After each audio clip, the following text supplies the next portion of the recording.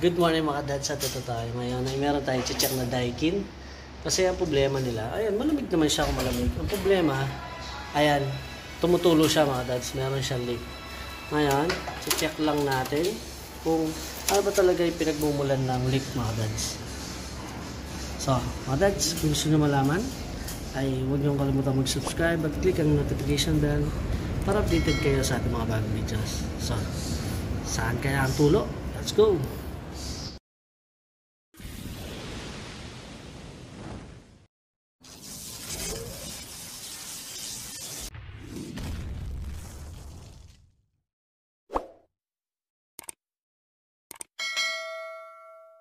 So, ito yung nakasort natin. So, yung outdoor niya, ito. Ayan. Ayan. So, yung aircon niya, medyo mandumi na daw. Ayan. So, hindi na masyado. Wala na lang space. Yung hangin. So, wala na lang pagdaluyan. Ayan. Sobrang dumi, makadads. Ayun. So sa lamig wala naman daw silang problema, pero base dito sa dumi ng outdoor natin, mahina na rin yung lamig niya. Tapos ayun, kailangan natin ma-resolve yung leak mga dad, kung saan nanggagaling yung water leak. So tara mga dads, kalasan na, let's go. At mga dads, syempre ang una natin tatanggalin yung filter. So yung filter mga dads, maganda lalo na kung araw-araw yung ginagamit yung aircon nyo, ay linisin natin to kahit yung filter lang mga dads. Once a week, maganda yun mga dads.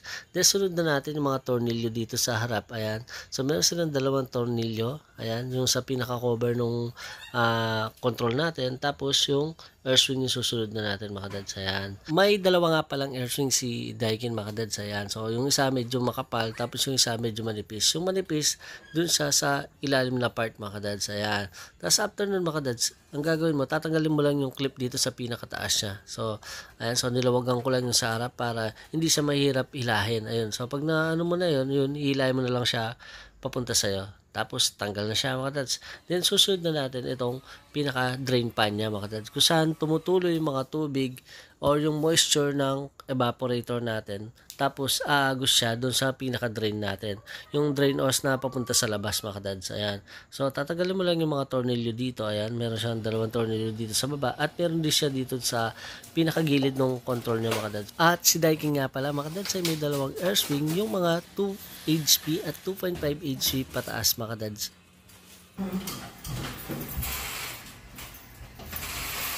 Ayun na nga mga dads, at nakita na natin kung saan yung dahil lang kung bakit nagkakaroon siya ng water leak. Ito.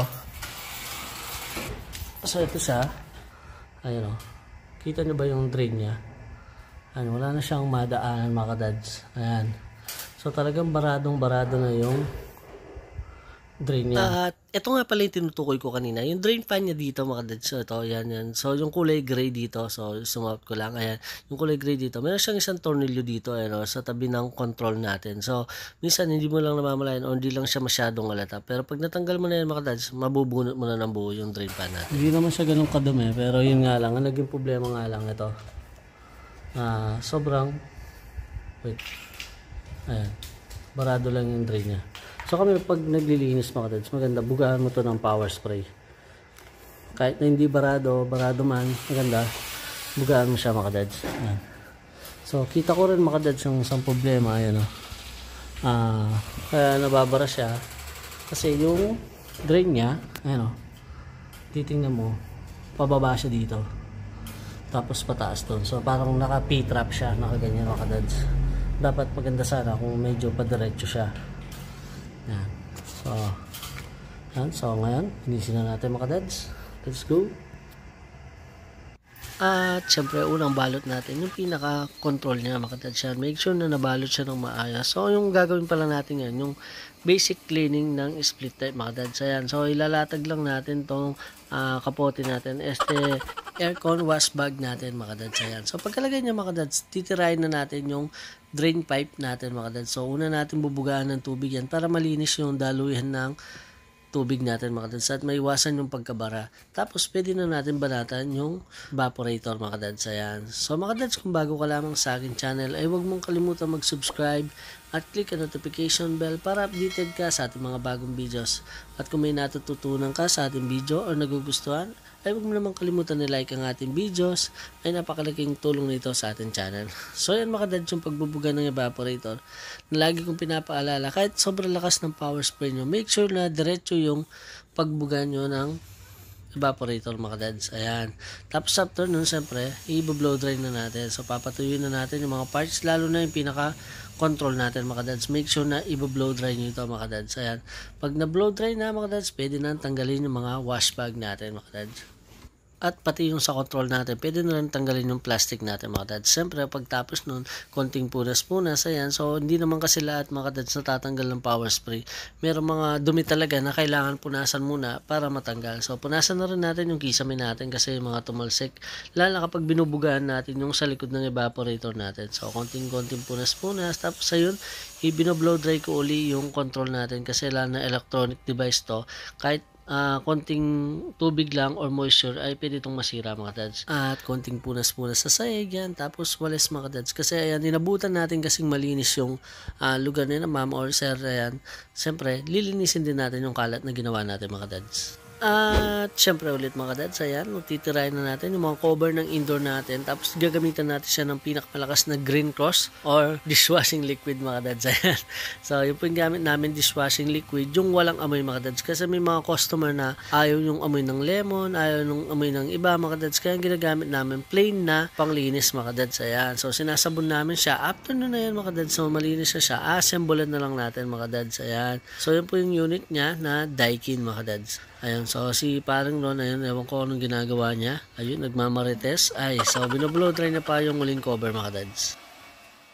At ito na nga yung masarap dito mga dads sa mga customer natin. Sasabihin na, oy, kuha kayo doon kung ano yung gusto nyo. Pili kayo. Kuha lang kayo dyan, huwag kayong mahiya. Ayan, so ako kumuha ako nitong Coke mga dads. Ayan, so kahit acidic ako, umiinom lang ako konti nito mga dads. Tapos bibigay ko na kay parang Ron. Ayan.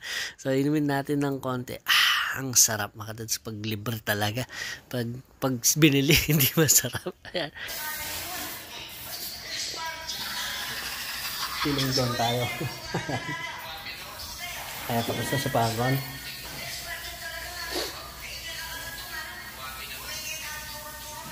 Ito mga dads, tapos na tayo magmerienda. So syempre back to work na tayo. Ayan. So ilalagay na natin yung drain pan niya mga dads. Ayan. So meron siyang mga dalawang tornilyo dito sa harap. At dito yung tinuro ko kanina. Yung medyo nakatago dun sa side ng control natin mga dads. At ito na nga, titirahin na natin ito. Pasinin nyo mga dads itong condenser niya. Habang binubugaan ko siya ng tubig, wala lumalabas na tubig dito sa kabila. Ayan. So hindi lumulusot yung tubig na binubuga natin. Mayroong konting-konti lang mga dads. So ang banat nito mga dads, unahin mo siyang tirahin dito sa labas. So tingnan nyo mga dads, ayan.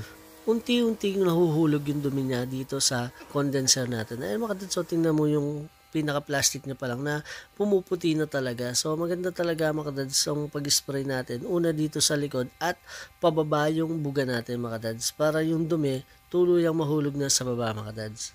Ayan, at malinis na yun sa likod niya. So, papakita ko lang mga dads yung diferensya na kanina. Bubugaan natin sa loob. Ayan. So, nakikita nyo ba na tumatalsik na yung tubig na nanggagaling sa loob mga dads? Ibig sabihin, hindi na barado yung condenser natin mga dads. Then, ito naman sa likod na yan. So, tulad nga na sabi ko mga dads, dapat yung pag-spray natin pababa mga dads para yung dumi tuluyang mahulog sa baba. Ayan, o. So, makikita mo yung diferensya mga dads dyan pa lang sa kulay na yung itim nahuhulog at nagiging puti na yung condenser natin mga dads. At ito na siya ngayon kanina. Ayan, o. So, pumuti na siya ulit. Hindi katulad kanina. Puno siya ng alikabok at dumi. Mabuhos-buhos ng konti. Tapos okay na.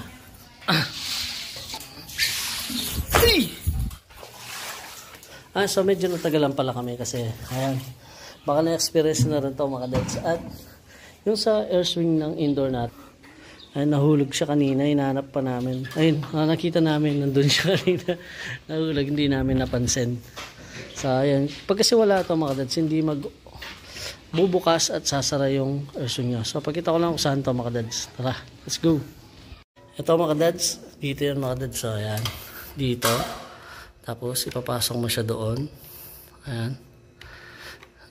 Ayan, ipipilip mo siya doon sa air swing. Then Wait. Tanggalin muna natin to. Ayan. Dapat ito nakasabit siya dito. Ito mga dads, medyo nahihirapan ako. So, ibababa ko lang saglit yung cellphone para may lagay natin na maayos mga dads. Ayan, so ilagay na natin siya. Ganyan yung itsura niya mga dads kapag nakalagay. Ayan, hindi ko na na-video kung paano ilagay. Pero ganyan na ganyan lang mga dads. Isusot mo lang siya dun sa butas. Ayun. Tapos ganun lang siya. So, sasabay yan kapag umikot to. Gamit yung air swing motor, iikot din yan. Kaya yung dalawang air swing dito, sabay na bumubukas at sumasara. Okay na ba? Sasabol lang natin mga legs. Tapos na natin na ilagay. Buti na nahanap natin yung nahulog. Ngayon, isa na namang pagsubok ang dumating sa atin. Ito. Paalis na tayo. Pero, ayan, na-stress na si paring Ron. Dahil, ayan, naplatan na naman kami. Buenas mo naman! Ngayon, dito pa. So, sa isang village, ayan. Medyo malayo-layo pa yung lalakaran namin mga dads. And so mga dads, importante talaga yung mga parts ng kada aircon natin, kahit na maliit na bagay lang. Tingnan mo yung kanina mga dads, ang liit lang nun, pero hindi bubukas or sasara yung air swing natin kung wala yung mga dads. So kay Daikin yan mga dads, tandaan nyo. So isave natin yun. Tulak tulak Tangway yan po kami, balikin. tangway. Charan! Tulak, go! So nakairam tayo kay Manong Guard. Ayan, shout out po sa kanya. Ayan, si Sir. Maraming salamat po. Ayan. Kapiniram niya tayo ng motor niya. Uy, bagong-bago pa naman. Ayan, subukan natin. Let's go!